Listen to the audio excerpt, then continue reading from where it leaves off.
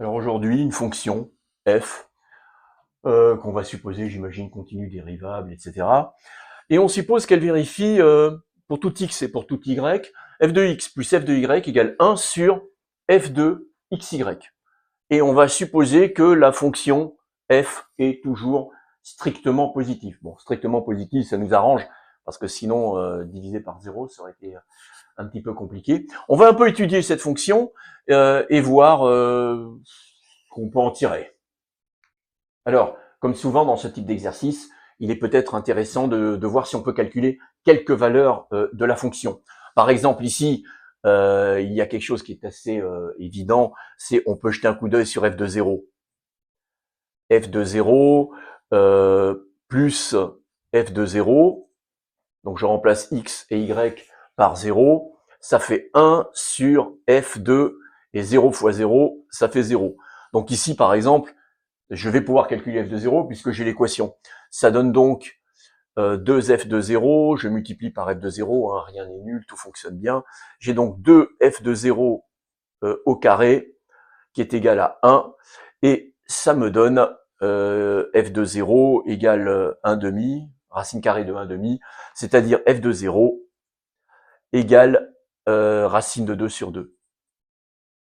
En fait, il y a deux possibilités, hein, plus ou moins racine de 2 sur 2, mais on a supposé dans l'hypothèse de départ que f était toujours strictement positif.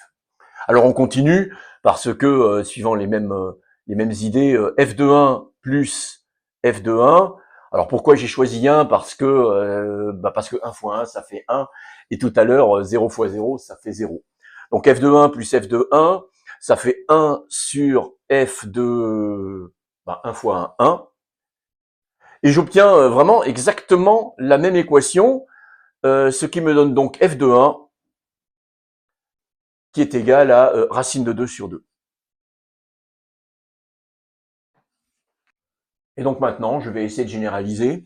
Je vais prendre x, lui je vais pas y toucher, plus, je vais remplacer y par 1, f de 1, égale, alors pareil, hein, vous comprenez bien que si j'ai pris le 1 et pas le 0, c'est pour obtenir ici, x fois 1, donc ça fait x, voilà, f de x.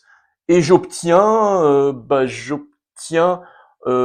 y va, j'avais calculé f de 1, f de 1 c'était racine de 2 sur 2, j'obtiens donc pour tout x, f de x plus racine de 2 sur 2 est égal à 1 sur f de x.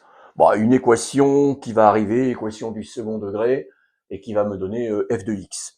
Alors, si je fais un petit changement de variable, hein, ça fera, cette chose-là va se ramener à une équation, donc si je pose grand X égale f de x, je vais donc me ramener à x au carré, plus racine de 2 sur 2 grand X, moins 1 égale 0. Bon, je vais pas avoir trop de problèmes pour résoudre cette équation du second degré. Alors, on termine la résolution en multipliant par 2. Ça fait donc 2x au carré plus racine de 2x moins 2 égale 0. Le discriminant vaut B2, donc 2 moins 4AC plus 16, ça fait 18. Et 18, c'est 2 fois 9, donc c'est donc 3 racine de 2 au carré. J'obtiens donc que f de x vaut, alors moins b, donc moins racine de 2, plus ou moins 3 racines de 2 sur 2a, 4.